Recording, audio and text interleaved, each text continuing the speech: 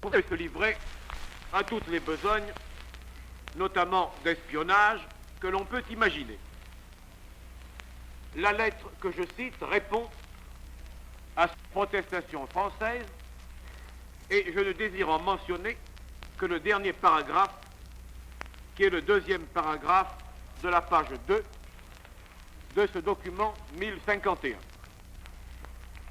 Citation: au cas où le gouvernement français serait résolu à faire des difficultés en ce qui concerne les requêtes de laissez-passer présentées avec l'approbation des services allemands, ceux-ci ne seraient plus disposés à pratiquer la même largeur de vue en ce qui concerne les laissez-passer de ressortissants français.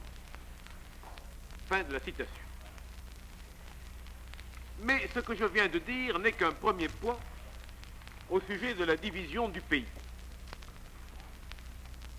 Cette première division trouvait une base dans l'acte qui est la convention d'armistice, bien que cette base ait été dépassée et qu'elle soit contestable.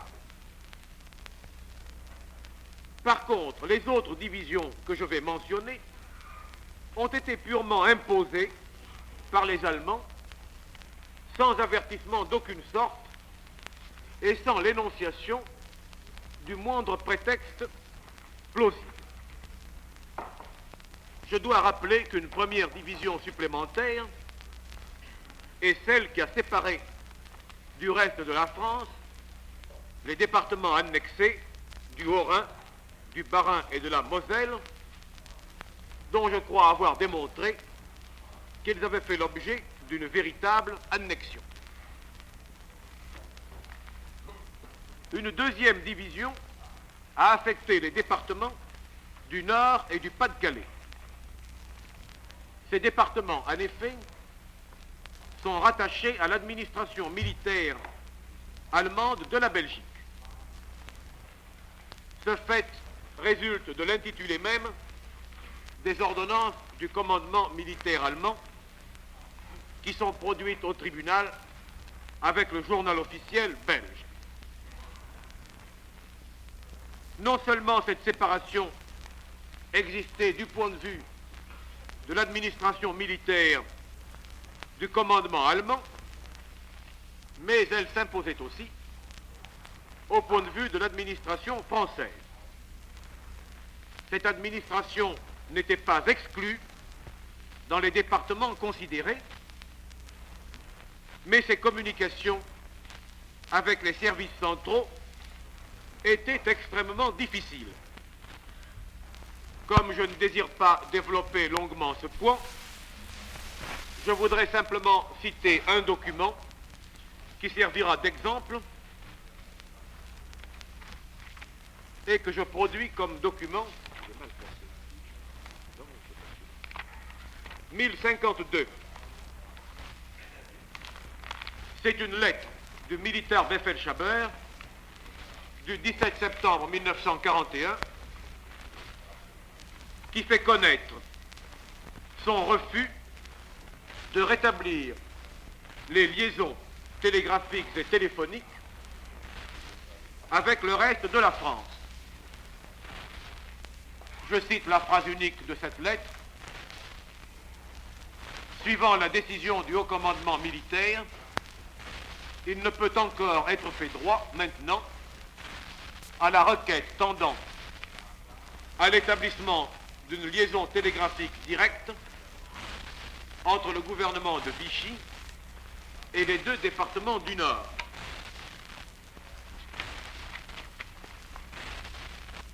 Une troisième division a consisté dans la création, à l'intérieur de la zone non occupée, d'une zone dite interdite. La conception de cette zone interdite a certainement correspondu au projet futur des Allemands quant à l'annexion de parties plus étendues de la France, projet au sujet desquels j'ai produit des documents au début de mon réquisitoire.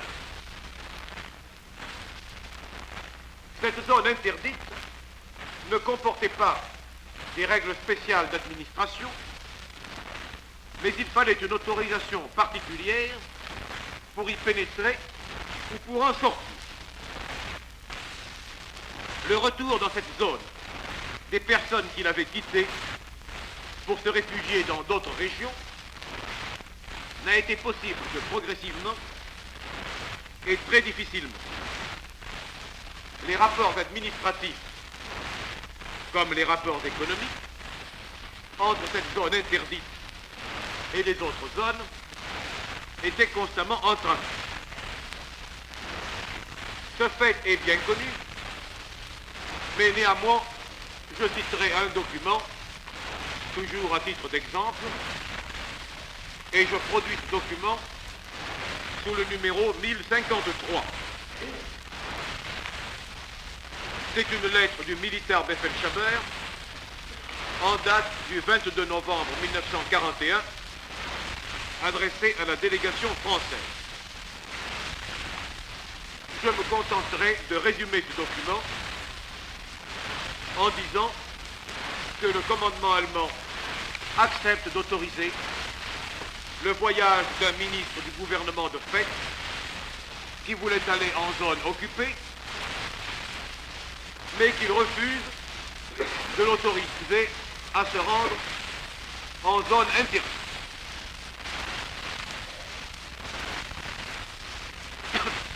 Afin que le tribunal puisse se rendre compte de la situation de ces 5 zones dont je viens de parler, j'ai joint au livre de documents une carte de France indiquant ces séparations. Cette carte de France a été numérotée 1054, mais je pense qu'il n'est pas nécessaire que je la produise en tant que document proprement dit. Elle est destinée à permettre au tribunal de suivre cet extrême morcellement en voyant d'une part les départements annexés, d'autre part le Nord et le Pas-de-Calais, la limite de ces départements étant visible sur cette carte, ensuite la zone occupée interdite, qui est précisée par une première ligne, et ensuite la ligne de démarcation avec la zone non occupée. Ceci est d'ailleurs la reproduction d'une carte qui a été publiée et vendue à Paris par les éditions Girard et Barrère pendant l'occupation.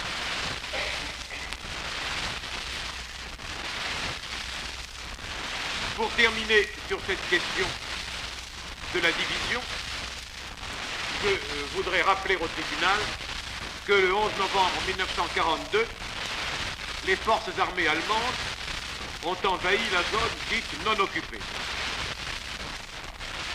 Les autorités allemandes ont déclaré à ce moment-là qu'elles n'avaient pas l'intention d'établir une occupation militaire dans cette zone et qu'il y aurait simplement ce que l'on avait appelé une zone d'opération. Les autorités allemandes n'ont pas davantage respecté cette conception juridique imaginée par eux qu'ils n'avaient respecté les règles de droit de l'occupation. Et la preuve de ces violations de droit dans la zone dite d'opération a déjà été apportée pour maintes circonstances et sera encore apportée dans les dernières parties de ce réquisitoire.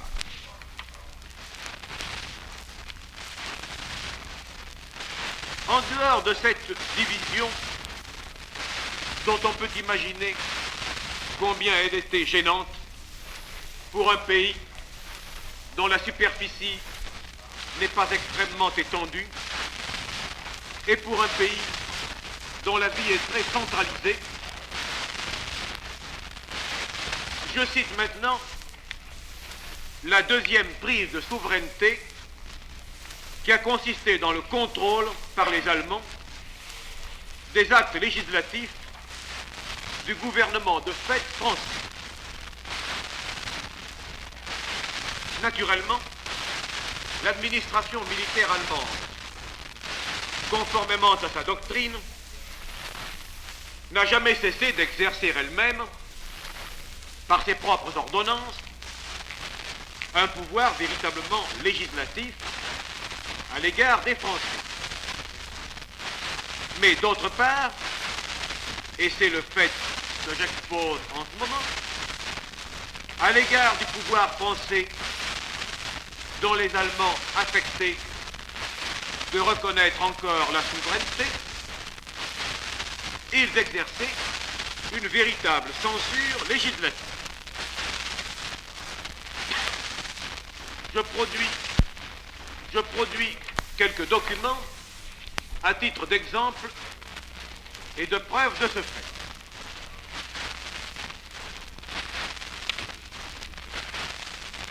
Le premier que je dépose sous le numéro 1055 est une lettre du commandant en chef des forces militaires en France au délégué général français. Lettre datée du 29 décembre 1941. Nous pouvons constater que la signature de cette lettre est celle du docteur Best, dont j'ai parlé ce matin à propos du Danemark, où il a été par la suite investi de fonctions à la fois diplomatiques et policières. Je pense qu'il est inutile que je lise le texte de cette lettre.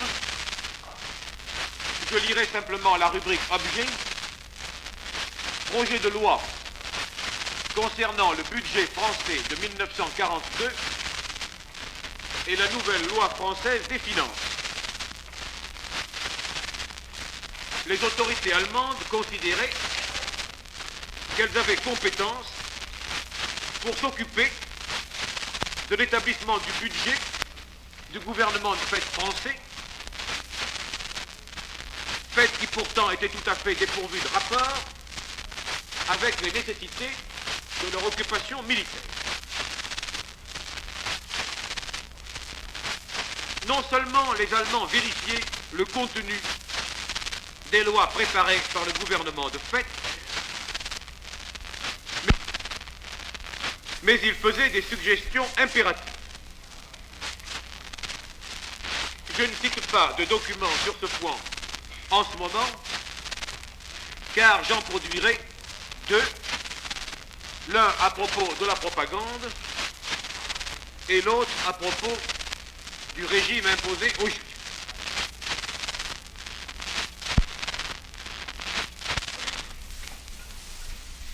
Une troisième prise de souveraineté que les Allemands se procuraient consistait dans l'intervention dans la nomination et l'affectation des fonctionnaires. Selon la méthode que j'ai déjà suivie, je dépose des documents à titre d'exemple sur cette question.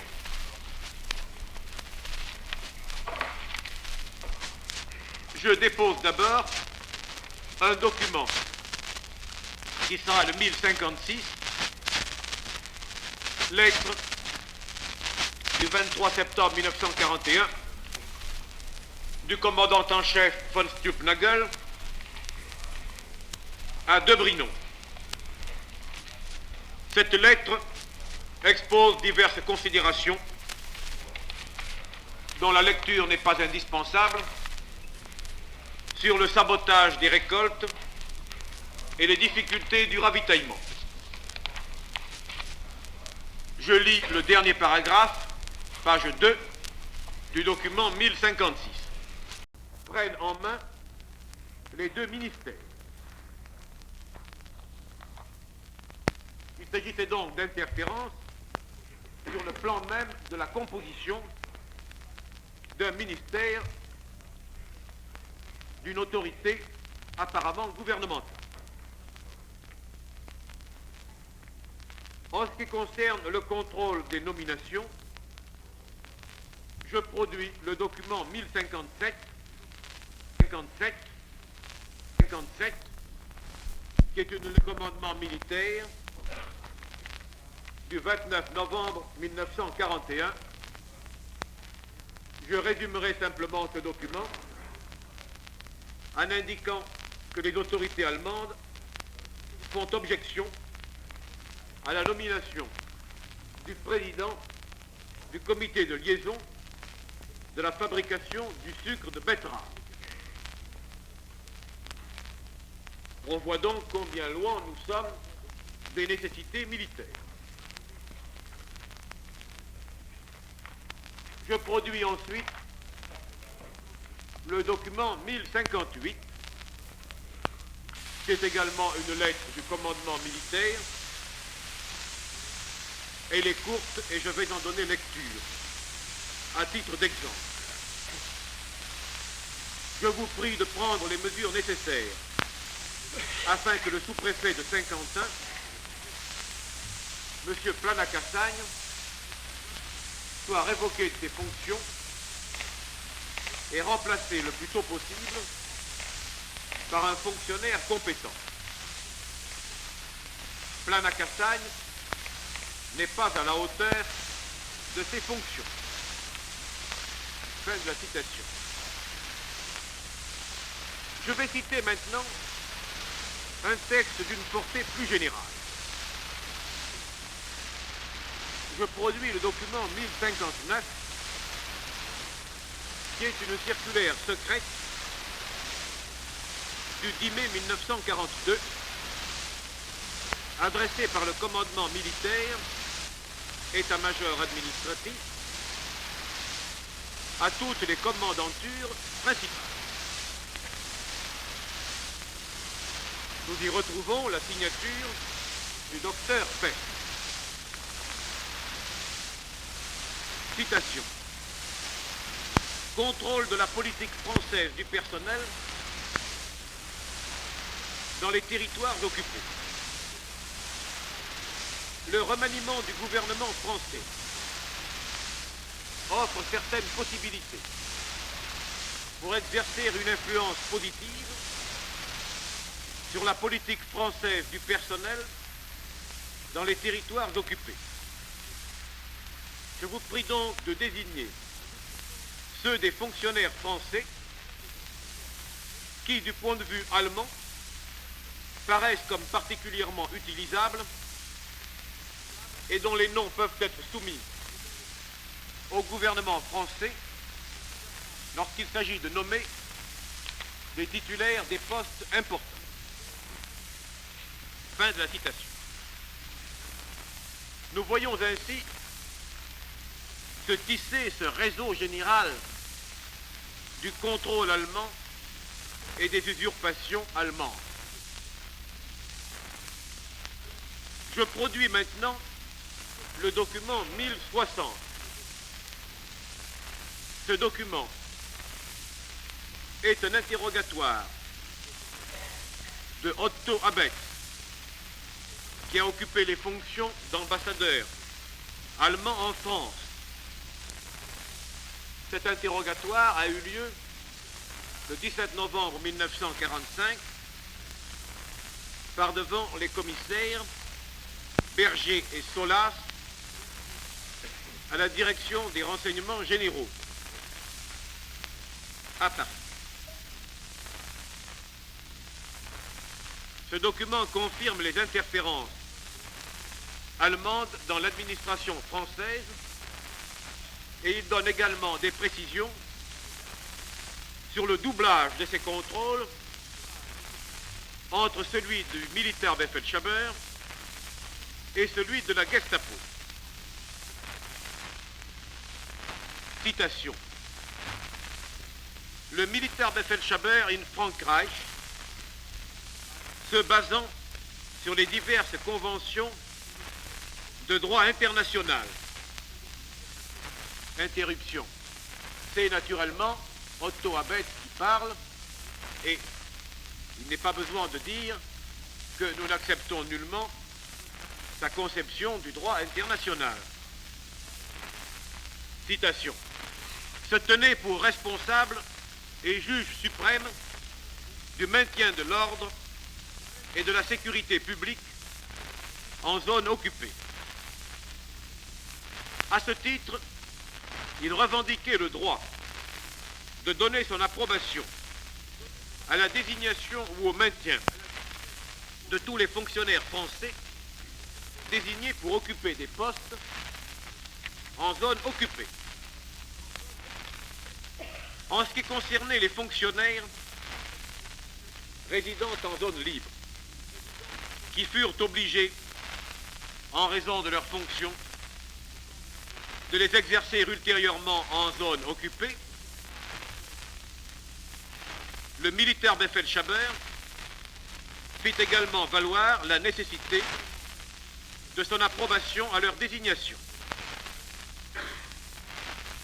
Dans la pratique, le militaire Befehlshaber usa du droit ainsi revendiqué et défini seulement lors de la désignation de hauts fonctionnaires et uniquement dans le sens d'un droit de veto. C'est-à-dire qu'il n'intervint pas dans le choix des fonctionnaires à désigner et se contenta de faire des observations sur certains noms proposés. Ces observations s'appuyèrent sur des renseignements que reçut le militaire Befehlshaber par ses commandatures régionaux et locaux, par ses différents services administratifs et économiques à Paris, et par la police et la Gestapo, qui en ce temps-là étaient encore soumises à l'autorité du militaire Befehlshaber. Dès le 11 novembre 1942, cet état de choses changea à cause de l'occupation de la zone libre.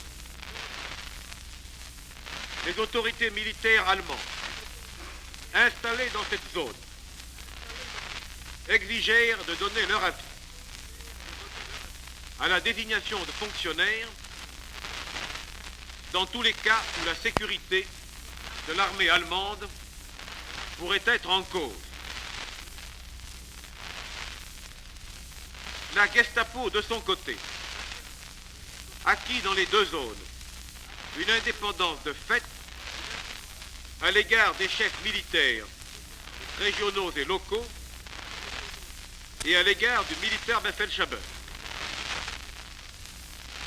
Elle revendiqua le droit d'intervenir à l'occasion de chaque nomination qui pourrait toucher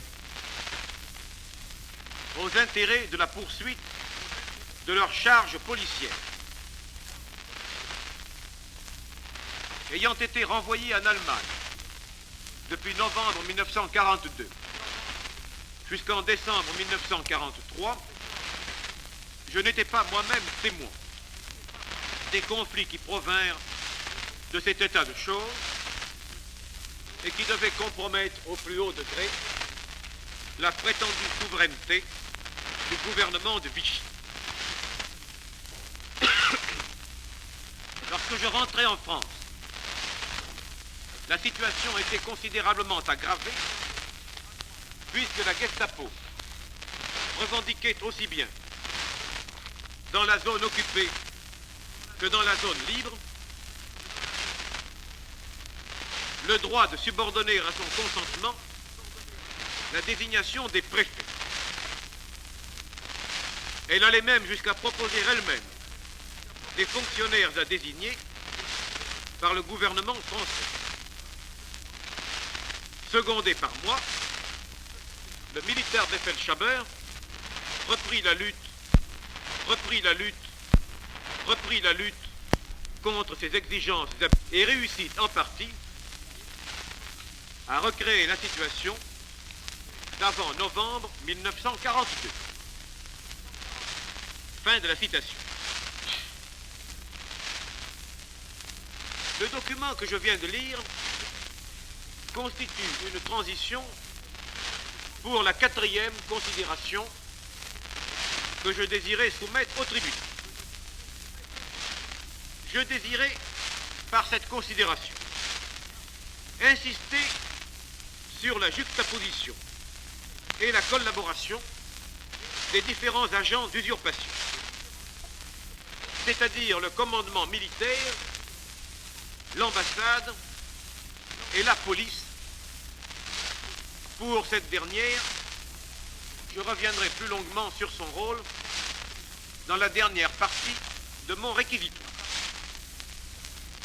Au sujet de l'institution d'une ambassade allemande en France, je produis au tribunal le document numéro 1061.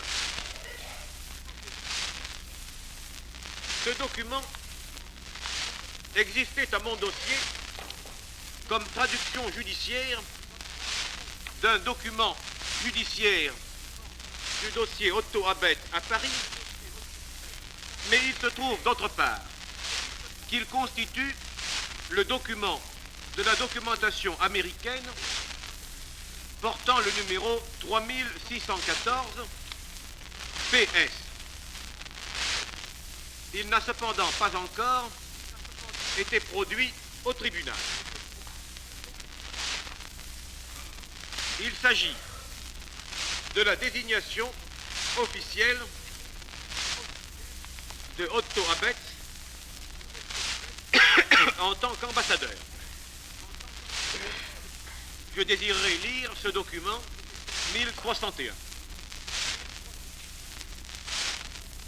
Ministère des Affaires étrangères, 3 août 1940.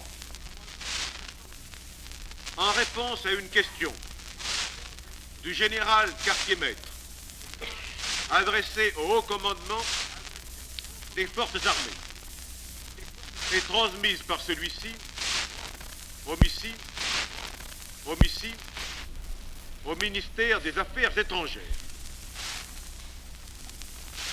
Le Führer a nommé Abetz, jusqu'à présent ministre, ambassadeur, et, d'accord avec mon rapport, a décrété ce qui suit. 1. L'ambassadeur Abetz a les fonctions suivantes en France. Primo, conseiller les agences militaires en matière politique. Deuxièmement, maintenir un contact permanent avec le gouvernement de Vichy et ses représentants dans la zone occupée. Troisièmement, influencer, dans un sens qui nous soit favorable, les personnalités politiques importantes dans la zone occupée et dans la zone non occupée.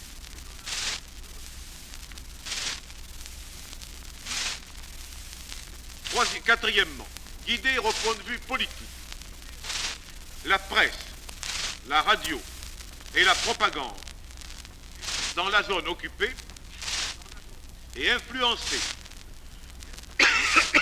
les éléments responsables dans la formation de l'opinion publique dans la zone non occupée. Cinquièmement, s'occuper des citoyens allemands, français et belges revenant des camps d'internement. Sixièmement, conseiller la police secrète militaire et la police secrète d'État pour la saisie de documents importants au point de vue politique. Septièmement, mettre en sûreté tous les trésors d'art publics et les trésors d'art privés, et particulièrement les trésors d'art appartenant aux Juifs, sur la base des instructions spéciales s'y rapportant. 2. Le Führer a expressément ordonné que seul l'ambassadeur Abetz soit responsable de toutes les questions politiques en France occupée et non occupée, pour autant que sa fonction concernera des intérêts militaires, l'ambassadeur Abetz n'agira que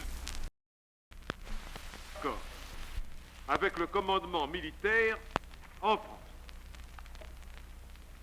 3. L'ambassadeur Abetz sera à l'heure Abetz.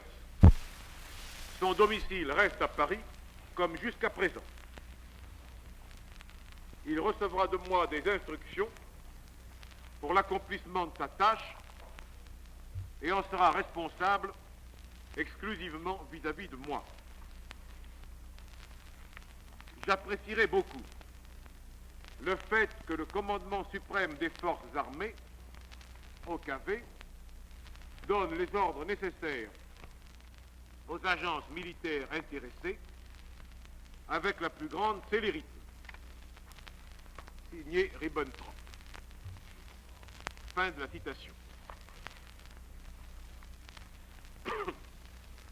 Ce document fait apparaître à la base l'institution de cette collaboration étroite entre l'administration militaire et l'administration des affaires étrangères, collaboration dont j'ai déjà dit à plusieurs reprises qu'elle était un des éléments déterminants de la responsabilité dans ce procès, collaboration dont je donnerai un peu plus tard des exemples ayant un caractère criminel. Je désire maintenant mentionner au tribunal que je supprime la production du document suivant qui était numéroté 1062. Bien que je sois personnellement certain de la valeur de ce document qui vient d'un dossier judiciaire français, je n'en ai pas le texte original allemand. Dans ces conditions, la traduction pourrait faire difficulté et il est naturellement nécessaire que chaque document produit présente des garanties indiscutables. Je passerai donc directement au dernier document que je désire déposer et que je dépose sous le numéro 1063. C'est un détail, si l'on peut ainsi dire, sur ce problème de la collaboration des administrations allemandes. Mais quelquefois, des documents de détail d'ordre formaliste peuvent présenter quelque intérêt. Il s'agit d'une note prélevée dans les archives allemandes à Paris, note du 5 novembre 1943, qui donne la répartition de la numérotation des dossiers à l'ambassade allemande. Je lirai simplement les 3 premières lignes de cette note. Les dossiers, conformément à la division adoptée par l'administration militaire en France, sont répartis en 10 groupes principaux. Suit l'énumération de ces méthodes et groupes utilisés pour le classement des dossiers. Je désirais simplement marquer que dans leur collaboration étroite, l'ambassade allemande, service civil dépendant des affaires étrangères, et le commandement militaire avaient adopté des systèmes de classement tels que les indicatifs de tous leurs dossiers soient établis d'une façon correspondante.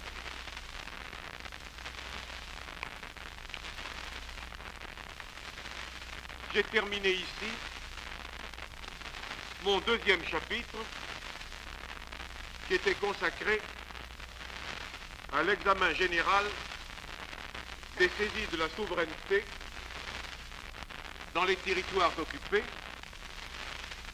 et il me serait agréable d'indiquer que ces dossiers ont été établis avec la collaboration de mon assistant, M. Monneray, collaboration qui s'est d'ailleurs étendue à tout le réquisitoire que je présente au tribunal.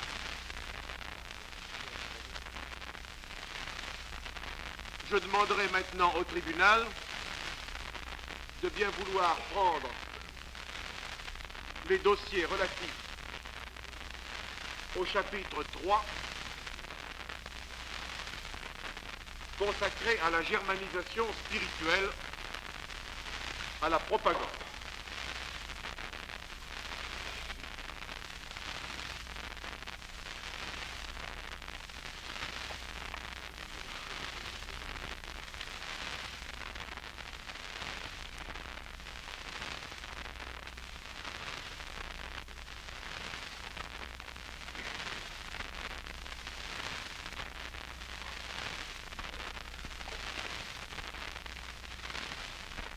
Lorsque j'avais eu l'occasion de parler au tribunal du travail obligatoire et du pillage économique,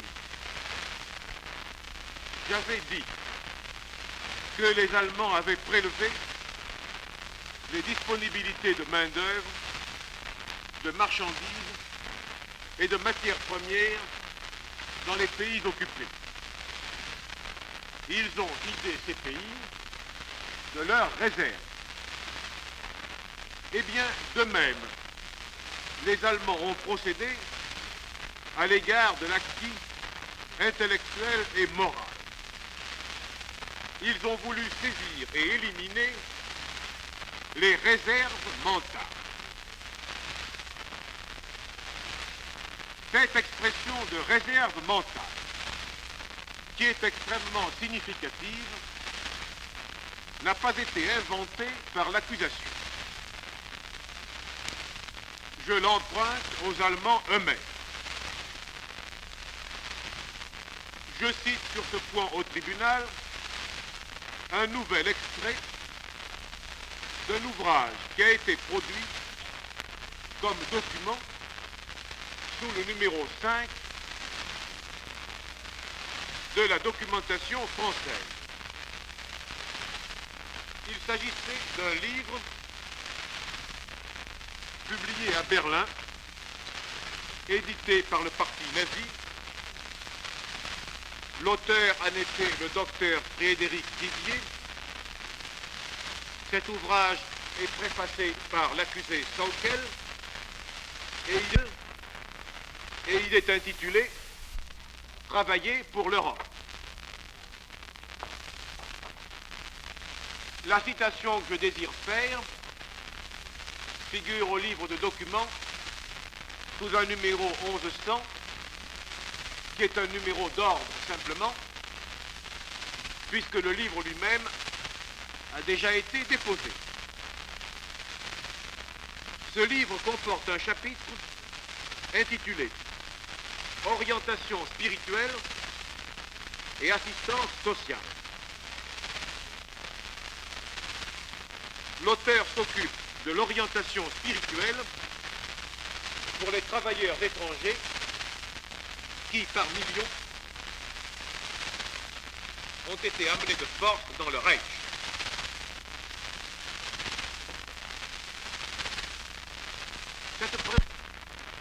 Cette préoccupation d'orientation spirituelle à l'égard d'un élément aussi important de la population des pays occupés est déjà notable par elle-même. Mais il est d'autre part évident que cette préoccupation est générale à l'égard de tous les habitants des pays occupés, l'auteur s'étant simplement limité à son sujet. J'ai choisi cette citation pour commencer mon chapitre, car la rédaction m'en est apparue comme particulièrement heureuse pour se rendre compte des plans allemands en matière de propagande. Citation, page 69 de l'ouvrage produit en preuve. La méthode d'orientation spirituelle de l'ouvrier étranger n'est pas aussi simple que celle employée envers son camarade allemand. L'élimination, par exemple, chez le travailleur étranger, des réserves mentales est de la plus haute importance. L'étranger doit s'habituer à une ambiance de travail qui lui est inconnue. Ses idées sur le monde doivent être expurgées. Les conceptions des ressortissants d'États ex-ennemis doivent être activement contrebattues comme la manifestation de conceptions étrangères. Fin de la citation. Dans les pays occupés, les Allemands ont entrepris d'éliminer les réserves mentales et d'expurger chaque homme de ses idées sur le monde afin de leur substituer les conceptions nazies. Tel est l'objet de la propagande.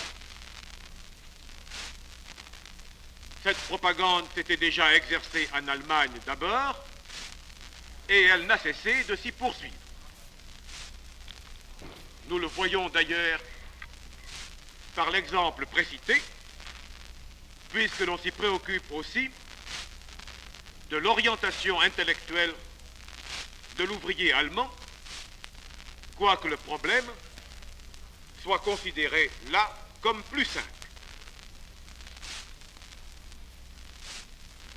Quand on parle aujourd'hui de la propagande nazie, on est souvent tenté de minimiser l'importance de cette entreprise. Il y a à cela des raisons, et ce sont de fausses raisons. D'une part, quand nous considérons des œuvres et des thèmes de propagande, nous sommes frappés le plus souvent par leur grossièreté, leur caractère évidemment mensonger, leur pauvreté intellectuelle ou artistique. Mais il ne faut pas oublier que la propagande nazie a utilisé tous les moyens, les plus grossiers d'une part, et en même temps des procédés plus discrets et souvent habiles. D'un autre point de vue, les affirmations les plus grossières sont celles qui portent le plus sur un certain nombre d'esprits simples.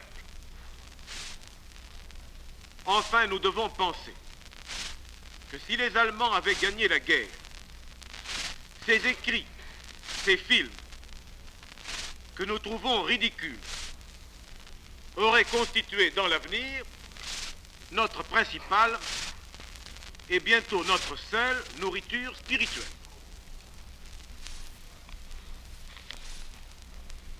Une autre remarque que l'on fait souvent, c'est que la propagande allemande n'a obtenu que des résultats très faibles. En effet, ces résultats sont insignifiants, surtout si l'on tient compte de l'envergure des moyens dont elle disposait. Les peuples asservis n'ont pas écouté les informations et les exhortations des Allemands. Ils se sont jetés dans la résistance. Mais là aussi, il faut considérer que la guerre a continué, que la radiodiffusion des pays demeurés libres faisait une magnifique contre-propagande, et qu'enfin, les Allemands ont subi, au bout d'une certaine période, des revers militaires. Si les événements avait été autre. Peut-être la propagande aurait-elle entraîné à la longue, de la part d'éléments plus importants des populations, un consentement qui eût été pire que l'oppression elle-même. Il est heureux que seule une minorité faible ait été, dans les différents pays, corrompue par la propagande nazie. Mais si faible qu'ait été cette minorité, elle est pour nous un sujet de tristesse et de juste plainte. Les slogans de la propagande nazie nous paraissent moins périls et moins ridicules quand nous songeons aux quelques misérables qui, à cause de cela, se sont enrôlés dans une légion ou dans les Waffen-SS pour combattre contre leur pays et contre l'humanité. La mort de tels de ces hommes dans ce combat déshonorant ou après leur condamnation a sanctionné leurs crimes. Mais la propagande nazie est responsable de chacune de ces morts et de chacun de ces crimes. Enfin, nous ne sommes pas sûrs de connaître exactement aujourd'hui les véritables effets de la propagande nazie et de pouvoir mesurer tout le préjudice qu'elle nous a porté. Les nations comptent leurs blessures apparentes, mais la propagande est un poison qui se dissout dans l'organisme mental et laisse des traces indiscernables. Il y a encore dans le monde des hommes qui, à cause de la propagande qu'ils ont subie, croient peut-être obscurément qu'ils ont le droit de mépriser ou d'éliminer un autre homme parce qu'il est juif ou parce qu'il est communiste. Les hommes qui pensent cela sont demeurés des complices et sont en même temps des victimes du nazisme. Un de mes collègues a exposé que la santé physique des peuples occupés avait été éprouvée. Leur santé morale apparaît comme plus robuste, mais elle méritera, pendant un certain avenir encore, une attention anxieuse. Pour ces raisons, le ministère public français a estimé qu'il y avait une place dans ce réquisitoire pour le chapitre de la germanisation spirituelle et de la propagande. La propagande est une entreprise criminelle en soi. Elle est une entreprise contre la condition spirituelle, selon la définition de M. de Menthon. Mais elle est aussi un moyen et une circonstance aggravante de l'ensemble des entreprises criminelles nazies, puisqu'elle en préparait le succès et puisqu'elle devait en maintenir le succès. Elle a été considérée par les Allemands eux-mêmes, de nombreuses citations l'indiquent, comme une des armes les plus sûres de la guerre totale. Elle est particulièrement un moyen et un aspect de la germanisation que nous étudions en ce moment. Je dois ajouter que la propagande allemande s'est développée constamment pendant de longues années et sur des surfaces considérables. Elle a pris des formes très variées.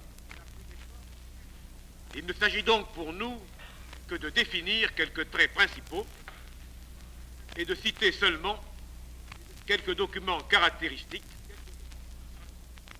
notamment du point de vue de la responsabilité de certaines personnes ou de certaines organisations. Le Reich a depuis longtemps organisé des services officiels de propagande dans un département ministériel créé depuis 1933 sous le titre de ministère de l'instruction populaire et de la propagande, dont le titulaire était Goebbels et où l'accusé Fritsch a occupé des fonctions importantes. Mais ce ministre et son département n'étaient pas les seuls responsables des questions de propagande. Nous démontrerons que la responsabilité du ministre et du département des Affaires étrangères existe au même degré. Nous démontrerons également que le parti prenait une part active à la propagande. Enfin, je mentionne dès maintenant que dans les pays occupés, les commandements militaires ont constitué des organismes de propagande qui déployaient une très grande activité. Cette précision s'ajoute à toutes celles qui démontrent que le commandement militaire allemand a exercé des attributions tout à fait différentes de ce que l'on considère normalement comme les attributions militaires. C'est cette extension anormale de leur action qui fait d'ailleurs que les chefs militaires et le haut commandement ont justifié, en dehors des crimes commis dans le cadre de leurs compétences directes, une imputation de responsabilité solidaire.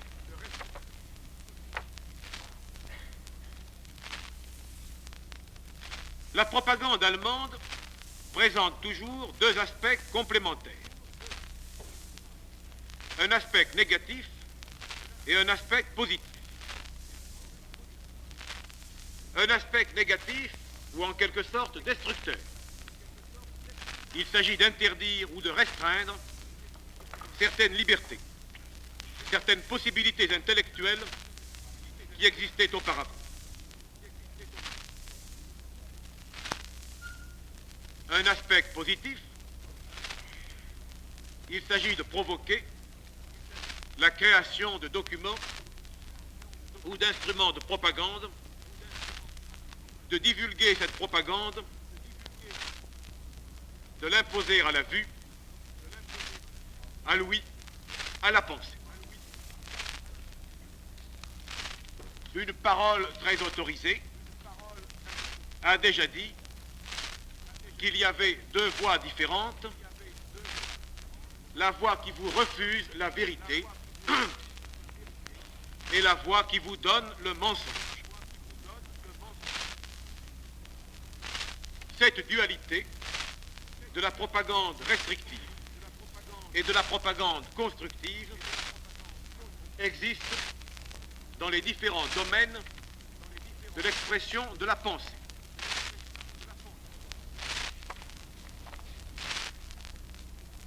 Je mentionnerai maintenant, dans mon premier paragraphe, les mesures prises par les Allemands en ce qui concerne les réunions et associations.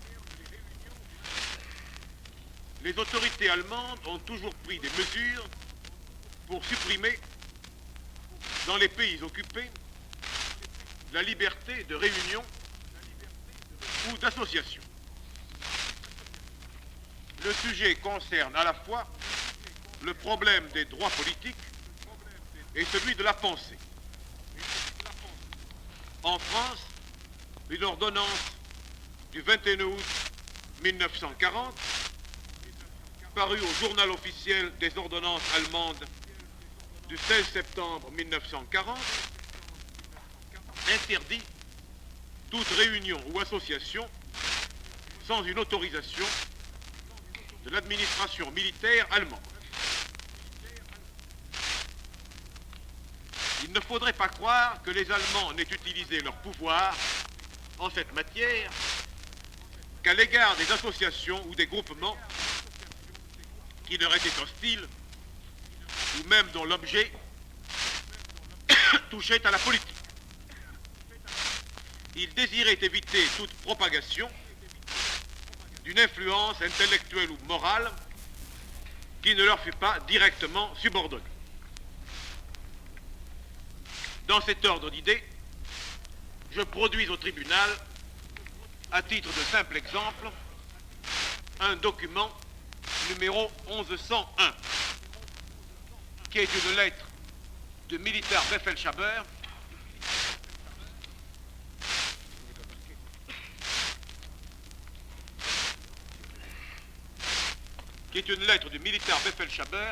du 13 décembre 1941, adressée au délégué général du gouvernement français.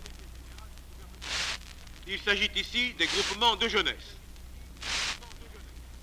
Même à l'égard d'associations ou de groupements qui devaient avoir un caractère de droit public, les autorités allemandes ne donnaient leur autorisation qu'à la condition de pouvoir exercer non seulement leur contrôle sur ces formations, mais véritablement une influence à travers ces formations. Je vais lire le premier paragraphe de ce document 1101.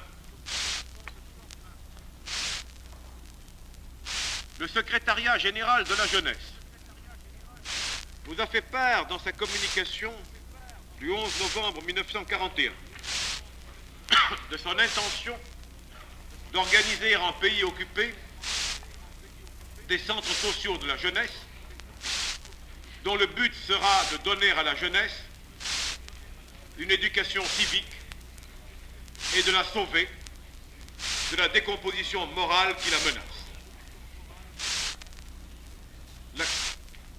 La création des centres sociaux de la jeunesse, tout comme leur organisation, doivent être autorisés par le commandant en chef des forces militaires en France, avant de pouvoir prendre une décision définitive quant à la création de ces centres sociaux. Il apparaît indispensable que de plus amples détails soient fournis au sujet notamment des représentants de ces centres dans les différentes communes, des points de vue qui prévaudront dans le choix d'importance essentielle des chefs de ces centres, des milieux où cette jeunesse sera spécialement recrutée et quelles sortes de programmes seront prévus pour l'enseignement et l'éducation des jeunes gens. Fin de la citation. Je produirai maintenant le document numéro 1102. Ce document est une note rendant compte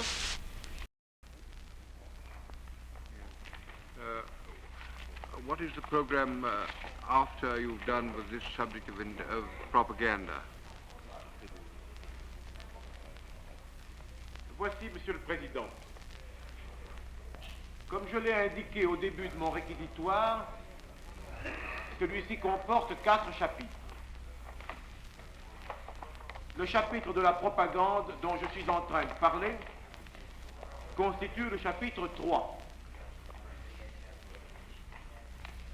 Le 4e chapitre est consacré à l'organisation administrative de l'action criminelle. Il correspond plus exactement à la 2e rubrique du chef numéro 4 de l'acte d'accusation, rubrique relative aux persécutions, et une partie importante de ce chapitre est relative à la persécution des Juifs dans les pays occupés de l'Ouest. Après ce chapitre, j'aurai terminé mon réquisitoire. Le tribunal désire-t-il également que je lui indique quelle sera la suite du programme français? Yes, I think we should like to know. Il est prévu que M. Mounier traitera le dossier analytique et récapitulatif des imputations individuelles de l'accusation. D'autre part, je pense que M. Gertoffer doit faire une intervention assez courte pour parler de la question, aider cependant dans le cadre du réquisitoire.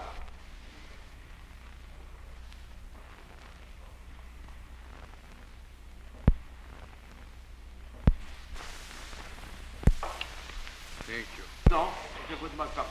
Yeah. Excusez-moi. Je désirerais demander au tribunal s'il lui conviendrait de voir demain, dans le courant de mon chapitre de propagande, quelques projections sur l'écran de documents qui sont relatifs à ce chapitre.